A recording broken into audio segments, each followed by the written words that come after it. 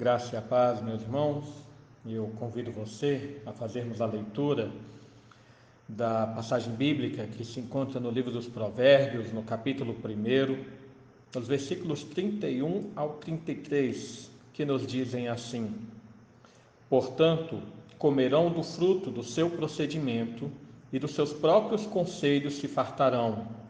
Os nécios são mortos por seu desvio, e aos loucos a sua impressão de bem-estar os leva à perdição. Mas o que me der ouvidos habitará seguro, tranquilo e sem temor do mal. Irmãos, cada escolha uma consequência. Na última meditação nós falamos como a sabedoria, ela mostra que a chance perdida não retorna, não volta.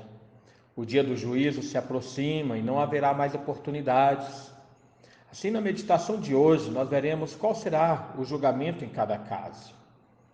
Há um certo pensamento em determinadas pessoas, ou até mesmo religiões e denominações, que no fim de todas as coisas, no dia do julgamento final, no dia da volta do Senhor Jesus, todas as pessoas serão salvas. É o que nós chamamos de universalismo.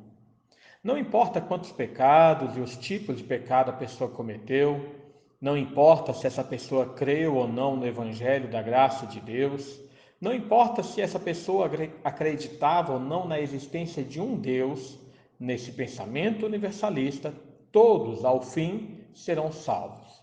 No banquete eterno para essas pessoas, tanto Hitler quanto Nero e todos os homens perversos da nossa história estarão juntos e lado a lado aqueles que sempre serviram a Deus e aos santos.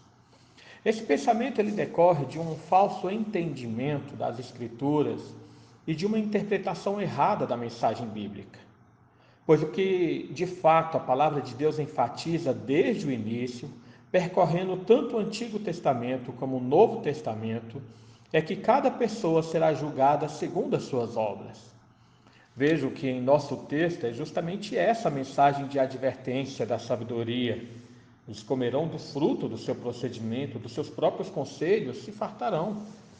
Os ímpios que ignoraram seu conselho e desprezaram a sua repreensão, como havia meditado no versículo 30, haverão de provar as suas escolhas, haverão de suportar a consequência das suas decisões. Como disse Lutero aqui, aqueles que negam e rejeitam a Deus para poderem continuar no pecado, têm tramado a sua própria destruição. Em outras palavras, é a lei da semeadura. Cada um haverá de colher aquilo que está plantando. Quem semeia distanciamento do Senhor, colherá o completo abandono eterno. Como disse o profeta Isaías, dizei aos justos que bem lhes irá, porque comerão do fruto das suas ações. Ai do perverso, mal lhe irá, porque a sua paga será o que as suas próprias mãos fizeram. Está em Isaías 3, 10 e 11. E isso está de acordo com aquilo que nós lemos também em Apocalipse 20, versículo 12, ao nos falar do julgamento final. Ali nos diz: vê também os mortos, os grandes e os pequenos, postos em pé diante do trono. Então se abriram livros. Ainda outro livro, o livro da vida, foi aberto, e os mortos foram julgados, segundo as suas obras, conforme se achava escrito nos livros. E a seguir nos fala que esses que não foram encontrados no livro da vida foram lançados no lago de fogo e enxofre. Dessa forma, pode-se declarar a realidade do nosso versículo 32. Ele fala: os nécios são mortos por seu desvio, e os loucos, a sua impressão de bem-estar, os leva à perdição. A declaração, portanto, é que esses nécios já estão mortos, estão perdidos. Mas percebam que aqui há um detalhe que chama a atenção. Nos fala que esses loucos, a impressão de bem-estar, os leva à perdição. O que Salomão quer demonstrar aqui é a vida enganosa que essas pessoas gozam. O que lhes faz permanecer no pecado é não perceberem o fim, o destino que elas terão de sofrer, é ignorar o julgamento futuro. Por usufruírem das fraudulentas delícias do pecado desse mundo, são como cegados acerca da ruína eterna que terão de passar. Eles são como viciados que, enganados pelo prazer das drogas, muitas vezes não percebem que estão caminhando para a completa destruição de suas vidas, que finalizará na sua morte. Por outro lado, o versículo 33 nos mostra o destino daqueles que dão ouvido à sabedoria. Esse versículo nos diz: mas o que me der ouvidos habitará seguro, tranquilo e sem temor do mal. E como temos dito, a pessoa da sabedoria aqui em Provérbios nos aponta para o Senhor Jesus Cristo, por causa das suas características que são apontadas principalmente no capítulo 8, e como Paulo também declara em 1 Coríntios capítulo 1, versículo 30. Ou seja, aqueles que ouvem as palavras de Cristo, a sabedoria de Deus, estes habitarão seguros.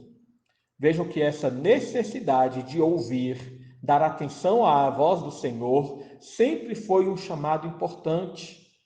No Antigo Testamento é falado por várias vezes, como por exemplo, Isaías 55, versículo 3, inclinai os ouvidos e vinde a mim, ouvi, e a vossa alma viverá. E também é repetido na voz dos céus durante a transfiguração no monte, quando Deus, no alto dos céus, ele fala: este é o meu filho amado em quem me comprazo, a ele ouvi.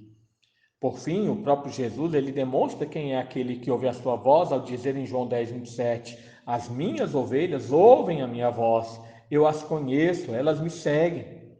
E para esses a promessa é de uma habitação segura, tranquila e sem medo acerca do mal. Isso não nos faz lembrar também a promessa feita em João 14, 1 e 2, quando Jesus fala, não se turbe o vosso coração, credes em Deus, crede também em mim. Na casa do meu pai há muitas moradas, se assim fora, eu vou-lo teria dito, pois vou preparar-vos lugar. E veja que nos faz lembrar muito também dos pastos verdejantes, das águas de descanso que nos fala o Salmo 23. Enfim, cada decisão possui a sua consequência. Cada um será julgado segundo a sua escolha, segundo a sua resposta à voz de Cristo. Aqui vale encerrar com a advertência do autor de Hebreus. Hoje, se ouvirdes a sua voz, não endureçais o vosso coração, como foi na provocação. Que Deus nos abençoe. Oremos. Pai amado, mais uma vez nos colocamos diante de Ti. Agradecemos por Tua obra, Senhor, em nossa vida, por ter aberto os nossos ouvidos, a fim de que atendêssemos à Tua voz, ouvíssemos o Teu chamado e que respondêssemos, Senhor, positivamente ao Teu chamado, Pai.